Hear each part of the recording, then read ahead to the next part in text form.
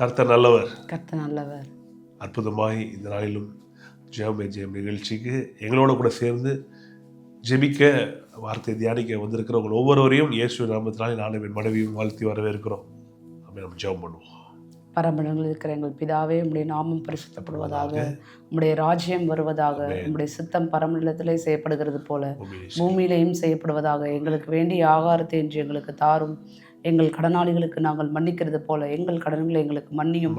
எங்களை சோதனைக்கு உட்பட பண்ணாமல் தீமையின்றி எங்களை ரட்சித்துக் கொள்ளும். ராஜ்யமும் வல்லமையும் மகிமையும் என்றென்றைக்கும் உம்முடையவைகளே. ஆமேன். பிதாவே, நன்றி செலுத்துகிறோம். கர்த்தராகிய இயேசுவின் நாமத்தினால் ஜெபிக்கிறோம். நீ நல்லவர் நன்மைகளை செய்கிற பிதாவுமா இருக்கிறது, எமக்கு நன்றி. இயேசுவின் ரத்தத்தினால் எங்களை கழுவி உம்முடைய பிள்ளைகளாக மீட்டு கொண்டீரே, எமக்கு நன்றி பிதாவே. இந்த நேரத்திலையும் இந்த ஜெபமே ஜெயம் ஜெப கூடுகைக்கு எங்கள் எல்லாரையும் கர்த்தாவே ஒன்றிணைத்த ஒரு மனமாய் நோக்கி பார்க்க செய்த கிருபைக்கா உமக்கு நன்றி அப்பா. நன்றி ஆண்டவரே. இந்த நேரத்தில் கர்த்தாவுடைய வார்த்தையை கொண்டு எங்களையும் இதை பார்த்து கொண்டிருக்கிற ஒவ்வொருவரையும் தேற்றுவீராக. உம்முடைய வெளிப்பாட்டின் அறிவை கொடுப்பீராக. உம்முடைய ஆவியை கொண்டு எங்களுக்கு போதிப்பீராக. தொடர்ந்து இந்த ஜெப கூடுகையை உம்முடைய பிரசன்னத்தினால வழி நடத்துவீராக. இயேசு நாமத்தால் ஜெபிக்கிறேன் ஜீவனுள்ள நல்ல பிதாவே. ஆமென். God bless you dear people. Once again happy day. எத்தனை பேர் விசுவாசிக்கிறீங்க இந்த நாள் ஒரு ஹாப்பி டே? ஆமென். இது நமக்கு ஹாப்பி நியூ இயர் ஒரு நாள் மட்டும் கிடையாது, ஒவ்வொரு நாளும் God is blessing us with new grace. So every day is a happy day. ஆமென். எத்தனை பேர் நம்புறீங்க? ஆமென். காலை தோறும் அப்படி கிருபைகள் புதியவைகள். இதுக்கு புது கிருபை எதுக்கு இந்த புது கிருபை தேவை? ஒவ்வொரு நாளும் சவால்கள் புதுசாக வருது. அப்போ இதெல்லாம் தாண்டி ஜெயிப்பதற்கு கர்த்தர் நமக்கு புது கிருபை கொடுக்குறார். அதனால் சொல்கிறேன், ஒவ்வொரு நாளும் நமக்கு ஹாப்பி டே, ஒவ்வொரு நாளும் ரொம்ப ப்ராஸ்பரஸ் டே, ஒவ்வொரு நாளும் ஹீலிங் டே. நம்ம ஏதோ ஒரு நாள் அப்படி நினைக்கக்கூடாது. இல்லை, ஒவ்வொரு நாளையும் நம்ம ரொம்ப விசேஷமாக எடுத்துக்கொள்ளணும். பாருங்கள், இந்த வெள்ளிக்கிழமை டுடே இஸ் ஃப்ரைடே.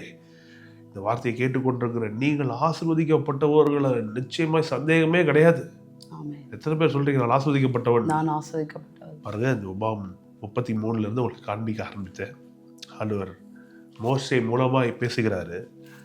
தேவனுடைய மனுஷன் மோசே தான் மரணம் அடையும் முன்னே இஸ்ரவேல் புத்திரரை ஆசீர்வதித்த ஆசீர்வாதமாவது சொல்லிட்டு சொல்றான், மெய்யாகவே அவர் ஜனங்களை சிநேகிக்கிறார். அவருடைய பரிசுத்தவான்கள் எல்லாரும் உம்முடைய கையில் இருக்கிறார்கள்.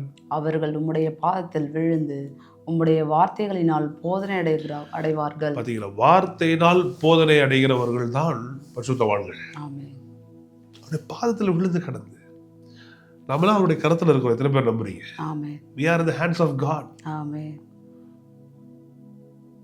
ஒரு நாள் நினைச்சிடாதீங்க நம்ம சாதாரணமானவர்கள், பாட்டுக்கு நடக்குது என் வாழ்க்கையில், எனக்கு நியாயம் செய்யறதுக்கு யாரும் இல்லை, கர்த்தரே கூட இருக்கிறாரா என்ன ஏதுன்னு தெரியல. நிறைய பேர் சில இடத்துல நடக்கிற காரியங்கள் விசுவாசிகளுக்கே ஊழியக்காரர்களுக்கே கேள்வி எழுப்பிடுது.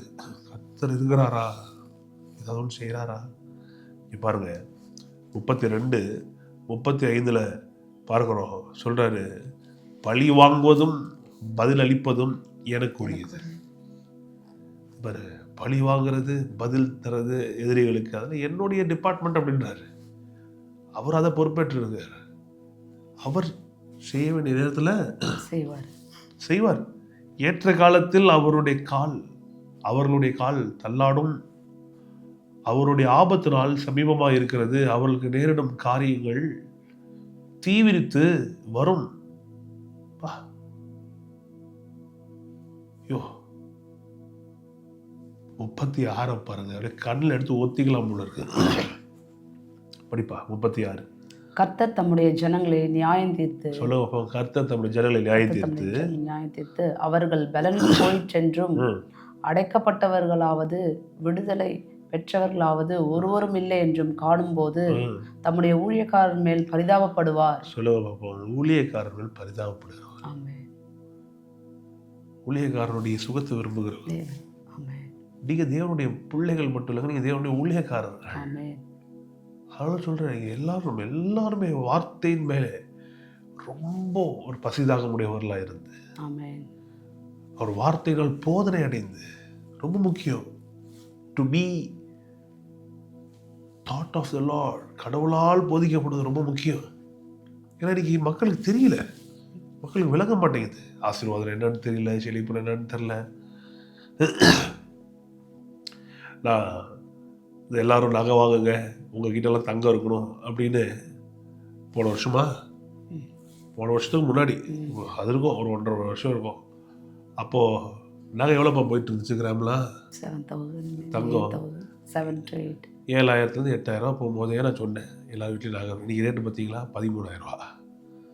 ஒரு வேளை நான் என் பேச்சை கேட்டு ஒழுங்காக அப்போயே வாங்கியிருந்தீங்கன்னா இருந்ததில் என்ன இருக்கும்? இப்போது பெருகி இருக்கும். அப்படியே டபுள் த டைம் அதிகமாக இருக்கும். அதனால தான் வேதம் தெளிவாக சொல்லுகிறது, கர்த்தர் தன்னுடைய ஊழியக்காரன் மேல் பரிதாபப்படுறது மட்டும் கிடையாது, அவன் வார்த்தையை நிலைப்படுத்துகிறாரா. கர்த்தர் ஊழியக்காரனுடைய வார்த்தை என்ன பண்ணுறாரு? உறுதி பண்ணுறாரு. எல்லாரும் வாங்குங்க, 10,000 ரூபாவை தொட போகுது, 10,000 ரூபாவை தொட போகுதுன்னு. நீ என்ன ஊழியக்காரனா? கர்த்தர் பாருங்கள், செழிக்க வைக்கிற திட்டங்களை வைத்திருக்காருன்னு போட்டிருக்கு. எத்தனை பேர் விசுவாசிக்கிறீங்க? கர்த்தர் செழிக்க வைக்கிற திட்டங்களை ஊழியக்காரன் மூலமாக கொடுக்குறாருன்ட்டு. வார்த்தையால் போதனை அடையணும். எதுக்கு இதை திரும்பி சொல்கிறது? செழிப்பு எதுக்கு? தேவனுடைய ராஜ்யத்தின் முன்னேற்றத்துக்காக. நான் ஏதோ வாழ்ந்தேன், என் பிள்ளைகள் ஏதோ வாழ்ந்தாங்க, எப்படியோ ஒரு வாழ்க்கையை ஓட்டிட்டு போய் முடித்தோம். இல்லை, தேவனுடைய ராஜ்யத்தின் நல திட்டங்களுக்காக, தேவனுடைய ராஜ்யத்தின் விஸ்தாரப்படிக்காக, ஏழை எளியவர்களுடைய உயர்வுக்காக, முன்னேற்றத்துக்காக. இப்படி ஒருத்தருடைய மனது டியூன் ஆயிடுச்சுன்னா, தேவ பிள்ளைகளை அவங்க சொல்கிற பாருங்க, நீங்கள் வெட்கப்பட்டு போகவே முடியாது. உங்கள் வாழ்க்கை, நீங்கள் ஏமாந்து போயிடவே மாட்டீங்க. பண ஆசை இல்லாத பணக்காரர்கள் தான் கர்த்தருக்கு வேணும். பண ஆசை இருக்கிற ஏழைகள் வேஸ்ட்டு. பண ஆசை இருக்கிற பணக்காரர்கள் அதுவும் வேஸ்ட்டு. பண ஆசை இல்லாத பணக்காரர்கள் வேண்டும். பண ஆசை இல்லாத ஏழைகளும் ஒன்றும் பண்ண முடியாது. தேவனுடைய ராஜ்யத்துக்கு ஒரு பயனும் இருக்க முடியாது. சிலுவையில் ஆண்டவர் மரிக்கிறாரு. அவருடைய சடலத்தை வாங்குறதுக்கு போய் கவர்னர்கிட்ட என்ன பண்ணணும்? போய் பேசணும். இன்றைக்கி போய் இங்கே கவர்னர்கிட்ட போய் பேசுங்க பார்ப்போம். போய் ராஜ்பவனுக்குள்ளே என்ன பண்ண மாட்டான்? விட மாட்டான். ராஜ்பவன் தான் கவர்னர் மாளிகை சென்னையில் இருக்கு. ஆனால் அந்த நாட்களில் யோசேப்பு என்கிற தேவனுடைய சீஷன் ஒருத்தன், அவன் மிகப்பெரிய ஐஸ்வர்யவானாக இருந்தான்னு போட்டிருக்கு. Directly event and he spoke with கவர்னர்கிட்ட பேசி ஜீசஸோடைய பாடியை கேட்குறான். அவனும் என்ன பண்ணுறான்? கவர்னரும் கொடுக்குறான். இந்த அண்ணா காய்பா, இந்த பிரதான ஆசிரியர்கள்லாம் போயிட்டு எங்களுக்கு உங்கள் சோல்ஜர்ஸை கொடுங்க, ஜீசஸோடைய கல்லறைக்கு காவல் வைக்கணும் அப்படின்னு சொல்லும்போது பைலட் என்ன பண்ணுறான்? கவர்னர் ரிஜெக்ட் பண்ணிடுறான். அதெல்லாம் கிடையாது, உங்ககிட்டே ஆட்கள் இருக்குல்லப்பா, அதை வச்சு பார்த்துக்கொள்றான். ஆனால் இந்த ஜோசப் போய் கேட்குறான், போய் எனக்கு ஜீசஸோடைய சடலத்தை கொடுங்க அப்படின்னோட ரெடிலி என்ன பண்ணுறான் கவர்னர். அப்போது தெரியுது அவங்களுக்கு தேவனுடைய சீஷனாக இருக்கிறது ரொம்ப முக்கியம். அதிலும் அவருடைய திட்டங்களை செய்வதற்கு நல்ல ஐஸ்வர்யவான்லாம் இருப்பது ரொம்ப முக்கியம். அதனால தான் வேதம் தெளிவாய் சொல்லுகிறது, மெய்யாகவே அவர் ஜனங்களை சிநேகிக்கிறார். நல்லவங்களை வாழ வைக்கணும்னு அவர் விரும்புகிறாரு. இது பாவத்துக்கு பரிசுத்தத்துக்கு இங்கெல்லாம் உள்ள நுழையக்கூடாது. பரிசுத்தம் டவுட்டே கிடையாது, நம்ம பரிசுத்தவானில் தான் இருக்கணும், செழிப்பாக தான் இருக்கணும், அதே மாதிரி பரிசுத்தமாக தான் இருக்கணும். ஒரு நாளும் நம்ம பரிசுத்தமாக செழிப்பாக இல்லை, பரிசுத்தம் டவுட்டே கிடையாது, பரிசுத்தமாக தான் இருக்கணும்.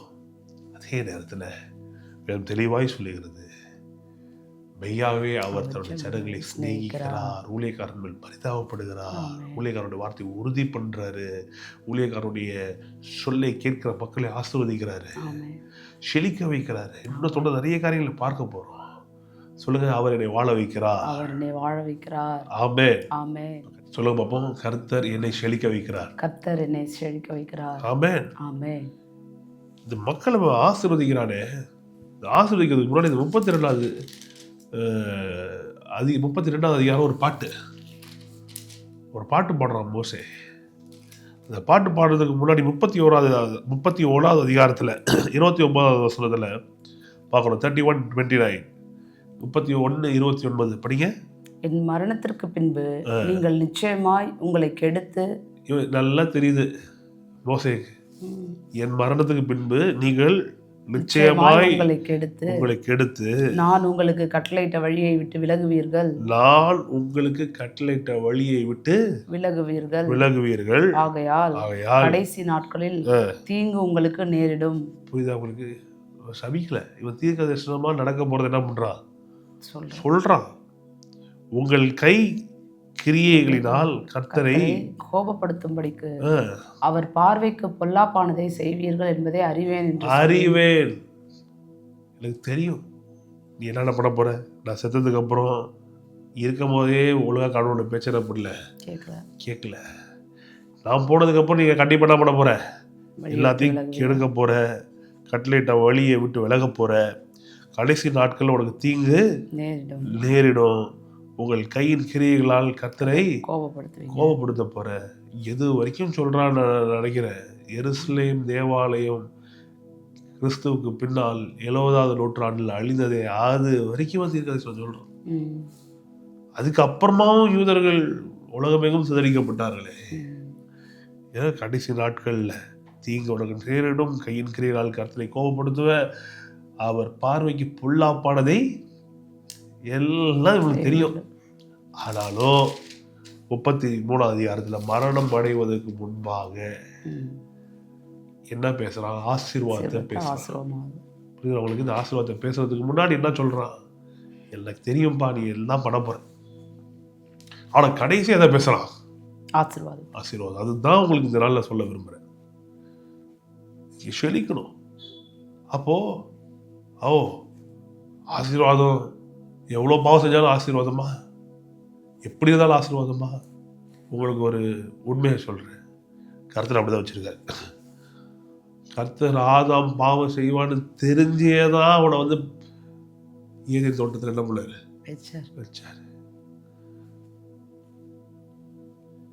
எல்லா காரியத்தையும் அறிந்தே தான் மனுஷன் ஆசீர்வதிக்கிறாரு. இது அவர் மாற்ற முடியாதுங்க. இது அவருடைய டிசைன். கர்த்தர் மனுஷனை சிநேகிக்கிறார், மக்கள் நல்லா இருக்கணும், அது அவருடைய விருப்பம். ஆனால் எப்படி வேணா வாழ்ந்துட்டு பரலோகம் போய் சேர்ந்துடலான்னு என்ன பண்ணக்கூடாது, நினைக்க முடியாது. பூமியில நல்லா இருக்கலாம், பூமியில ஆசீர்வாதமாக கூட இருக்கலாம், ஆனால் பரலோகத்தை சேர முடியாது. சில பேர் இதில் குழப்பிக்கிறாங்க. நீ பரலோகத்துக்கு போகணுமா, நீ செல்வதில் இருக்கக்கூடாது. இல்லை நல்லா தெரிஞ்சுக்கங்க, கர்த்தர் நீதிமானியும் சரி பாவியும் சரி நல்லா தான் என்ன பண்ணுறாரு வச்சிருக்கிறார். இதில் ஏற்கனவே நான் காட்டித்தேன், திரும்பி ஒரு நாட்களை திரும்பி காண்பிக்கிறேன். நல்லா தான் வச்சிருக்காரு. அவர் அறிந்தவர்கள் அறியாதவர்கள், அவரை சேவிக்கிறவர்கள் சேவிக்காதவர்கள் எல்லாரையும் கர்த்தர் எப்படி தான் வச்சிருக்காரு. மழையை கொடுக்குறாரு, வெயிலை கொடுக்குறாரு, தானியத்தை கொடுக்குறாரு, விளைச்சலை கொடுக்குறாரு. போன பொங்கலுக்கு பேசணும்னு நினைக்கிறேன், அடுத்த பொங்கலே வரப்போகுது, திரும்பி இந்த பொங்கலுக்கும் பேசுவோம். நல்லா வச்சிருக்காரு. ஏன் இதை சொல்றேன்னா, கர்த்தருடைய திட்டம் ஆசீர்வாதம். நமக்கு என்ன பெரிய பிளஸ்னா, நாம் கர்த்தருடைய பாதத்தில் விழுந்து கிடந்து அவருடைய வார்த்தையினால் போதனை அடைகிறவர்கள். ஆமென். நன்றி ஆண்டவரே. ஸோ நல்ல போதனை அடைகிற ஆட்களாய் நீங்களும் நானும் இருக்கிறோம். அதுக்காக கர்த்தருக்கு நன்றி சொல்லுவோம். தொடர்ந்து ஒரு நாட்களில் இன்னும் அதிகமான வேத காரியங்களில் ஆழமான காரியங்களை வேதத்திலிருந்து உங்களுக்கு காண்பிக்க நானும் என் மனைவியும் ரொம்ப ஆவலாக இருக்கிறோம். விசேஷமாக இந்த வெள்ளிக்கிழமை ஜனவரி 9 இன்றைக்கி எங்களுடைய 2வது மகன் ஈரனுடைய பர்த்டே. சோமடிக்குங்க. So wonderfully we are blessed with 2 children, Yeshua and Eran. And Eran's birthday is today. ஈரனுடைய பர்த்டே. மகனை கர்த்தர் அபிவிருத்தமாய் ஆசீர்வதிக்க நாங்கள் ஜெபிக்கிறோம். நீங்களும் ஜெபித்துக் கொள்ளுங்கள். நம்முடைய ஊழியர்களுக்காக ஜெபமேஜயம் நிகழ்ச்சி ரெகுலராக நடக்கணும். இதன் மூலமாய் பலர் கர்த்தர் பக்கம் வரணும். கர்த்தர் பக்கம் வந்த மக்கள் நல்ல விதத்தில் கட்டப்படணும். இதுதான் வாஞ்சி, வேறு ஒன்றுமே கிடையாது. ஏன் இவ்வளோ சிரமத்தோடு இந்த ஊழியங்கள் நடைபெறுகிறது என்றால் ஒரே ஒரு விஷயம் தான், கர்த்தருடைய நாமம் மகிமை அடையணும், மக்கள் ரட்சிக்கப்படணும். அதனால தான் இன்னும் நீங்கள் சப்ஸ்கிரைப் பண்ணலாம், சப்ஸ்கிரைப் பண்ணிக்கோங்க. இன்னும் நீங்கள் பலருக்கு இது ஃபார்வேர்டே பண்ணாமல் இருந்தீங்கன்னா ஃபார்வேர்ட் பண்ணுங்கள், நிறைய பேருக்கு ஷேர் பண்ணுங்கள். இது ஏதோ சப்ஸ்கிரைபர்ஸ் ஏறணும் இல்லை வியூஸ் வரணும், இதெல்லாம் கிடையாது. கர்த்தர் எங்களை அற்புதமாக நடத்துகிறாரு. எங்களை கர்த்தரை நம்பி இருக்கும். இந்த வியூஸ், சப்ஸ்கிரைபர்ஸ் இதெல்லாம் வந்து ஒரு பெரிய விஷயம் கிடையாது. ஆனால் இது நிறைய பேருக்கு ஃபார்வர்ட் பண்ணும்போது, இது நிறைய பேருக்கு நம்ம ஷேர் பண்ணும்போது, சப்ஸ்கிரைப் பண்ணும்போது இது என்ன நடக்குதுன்னா, யூடியூப் நமக்காக ஊழியம் செய்ய ஆரம்பிக்குது. யூடியூப் என்ன பண்ணுதுன்னா, இது பல பேருக்கு இதெல்லாம் கொண்டு போய் சேர்க்குது. அப்போ நீங்கள் இன்றைக்கி யாரோ ஒருத்தருக்கு நீங்கள் சுவிசேஷம், உங்களுக்கு தெரியாதவருக்கு கூட நீங்கள் சுவிசேஷம் அறிவிக்க முடியும். நீங்கள் இதை லைக் பண்ணும்போது, இதை ஷேர் பண்ணும்போது, உங்களுடைய ஸ்டேட்டஸில் வைத்துக்கொள்ளும் போது, இதெல்லாம் மட்டும் ஒன்று தான். ஏதாவது ஒரு விதத்தில் நான் கர்த்தருடைய அன்பை உலகத்துக்கு தெரிவிக்கணும். இவ்வளோ அழகாக போட்டுருப்பாங்க, மெய்யாகவே அவர் ஜனங்களை சிநேகிக்கிறார். இவ்வளோ நல்ல தேவனை நம்ம சொல்லாமல் வேறு யாரை பற்றி சொல்ல போகிறோம்? ஆகவே இதை நல்ல ஜெபம் பண்ணுவோம். கர்த்தர் பெரிய காரியங்களை செய்வாராக. ஜெபம் பண்ணும் மக்களுக்காக ஜெபம் பண்ணும். பிதாவே நன்றி செலுத்துகிறோம். கர்த்தராகிய இயேசுவின் நாமத்தில் ஜெபிக்கிறோம். நன்றி நன்றி அப்பா. இயேசு நாமத்தில் இடத்துல வந்து நிற்கிறோம் ஆண்டவரே. நன்றி. இந்த கேட்ட வார்த்தைகளுக்காக நமக்கு நன்றி அப்பா. நன்றி. நீர் ஆண்டவரே மெய்யாகவே எங்களை சிநேகிக்கிற நல்ல தேவனா இருக்கிறீரே, நமக்கு நன்றி பிதாவே. பார்த்து கொண்டு இருக்கிற ஜனங்களை, இதை கேட்டுக்கொண்டு இருக்கிற ஜனங்களை நீ சிநேகிக்கிற தேவன். யாருமே எங்களுக்கு இல்லையே, யாருமே எங்களை நேசிக்கலையே, இந்த உலகத்தில் யாருமே எங்களுக்கு உண்மையா இல்லைன்னு எவ்வளோ பேர் ஆண்டவரே கண் கலங்கி கொண்டு இருக்கலாம். அந்த நேரத்தில் அவர்களுக்காக நீர் சொல்லுகிற வார்த்தை நான் சொல்லுகிறேன் பிதாவே. நீர் அவர்களை நேசிக்கிற தேவன். நீர் எங்களுக்காக இருக்கிறீர். உமக்கு நன்றி அப்பா. திக்கற்ற பிள்ளைகளுக்கு நீரே சகாயர். கர்த்தாவே இந்த வார்த்தையின்படியே கர்த்தாவே உம்முடைய சிநேகத்தால் எங்களை இழுத்து கொண்டீரே, உமக்கு நன்றி அப்பா. உம்முடைய அன்பிற்காக நன்றி, உம்முடைய கிருபைக்காக நன்றி அப்பா. ஒவ்வொரு சூழ்நிலையிலும் ஒவ்வொரு சேலஞ்சஸ்லையும் கர்த்தாவே உம்முடைய கிருபை எங்களை சூழ்ந்து கொள்ளட்டும். உடைய கிருபையினாலே நாங்கள் இந்த உலகத்தில் இருக்கிற எல்லா ஆண்டவரே சேலஞ்சஸையும் நாங்கள் மேற்கொள்ளுவோம். இதை பார்த்து கொண்டு இருக்கிறவர்கள் எல்லாருக்கும் கர்த்தாவே அவர்கள் சந்தித்து கொண்டு இருக்கிற சேலஞ்சஸை ஃபேஸ் பண்ணுறதுக்கு தேவையான கிருபைகள் பெருகட்டும், பலன் பெருகட்டும், தேவ ஞானம் பெருகட்டும். இது அப்படியே செய்யப்படுற கிருபைக்கு நமக்கு நன்றி அப்பா. கடன் இப்படி இருக்கிறவர்களுக்கு வெளியில் வர ஒரு ஆண்டவரே ஒரு யுக்தியை கொடுப்பீராக, பலனை கொடுப்பீராக. ஐஸ்வர்யத்தை சம்பாதிக்கான பலனை தருகிற தேவனே உமக்கு ஸ்தோத்திரம். செழிக்க வைக்கிற தேவனே உமக்கு ஸ்தோத்திரம். செழிக்க வைப்பீராக கர்த்தாவே. வியாதியோடு போராடி கொண்டிருக்கிறவர்களை விடுதலையாக்குவீராக, சுகமாக்குவீராக. இயேசுவின் தழும்புகளால் குணமானார்கள் என்ற வார்த்தை ஆண்டவரே இயேசு நாமத்தில் நாங்கள் பேசுகிறோம். நீர் வார்த்தை அனுப்பி அழிவுக்கு தப்பு வைக்கிற தேவன். நாங்கள் வார்த்தை அனுப்புகிறோம். சுகமாவார்களாக, இந்த நொடி பொழுதிலே சுகமாவார்களாக, விடுதலை ஆவார்களாக.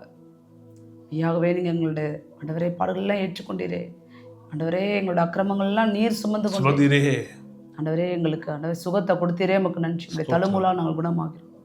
அந்த வார்த்தைக்காக நமக்கு நன்றி. இந்த வார்த்தைகள் எங்கள் மேலே நிறைவேறட்டும். உங்களுடைய நல் வார்த்தைகள் எல்லாம் எங்கள் மேலே நீங்கள் நிறைவேற பண்ணுகிற தேவன்.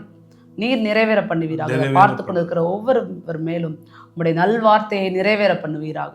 நீர் அப்படியே செய்யப்படுற கிருபைக்கு நமக்கு நன்றி. தொடர்ந்து ஜனங்களை வாழ வைப்பீராக, விடுதலையாக்குவீராக, சமாதானத்தினால் நிரப்புவீராக. இயேசுவின் நாமத்தினால் ஜெபிக்கிறேன் ஜீவனுள்ள நல்ல பிதாவே. ஆமென். God bless you people. கர்த்தர் உங்களை ஆசீர்வதித்து காக்கடவர். கர்த்தருடைய முகத்தை உங்கள் மேல் பிரகாசிக்க பண்ணி கிருபையா இருக்க கடவர். கர்த்தருடைய முகத்தை உங்கள் மேல் பிரசன்னமாக்கி சமாதானம் கட்டளையிட கடவர். ஆபிரகாமின் ஆசீர்வாதம் கிறிஸ்து இயேசு சிலுவையிலே சாபமானபடிதான் உங்கள் மேலும் உங்கள் சந்ததியின் மேல் வந்து பலிப்பதாக. Amen. Shalom people. God bless you. நாளை மீண்டும் சந்திப்போம். இந்த ப்ராட்காஸ்ட் மீண்டுமாய் மாலை 9 மணிக்கு உங்களுக்கு மறு ஒளிபரப்பு செய்யப்படும். இதை நிறைய பேர் பாருங்கள். அதை தொடர்ந்து பெரிய கிருபையில ஒரு வாழ்க்கையில் பெருக செய்ய வல்லவராக இருக்கார். Take care people. God bless you. Shalom.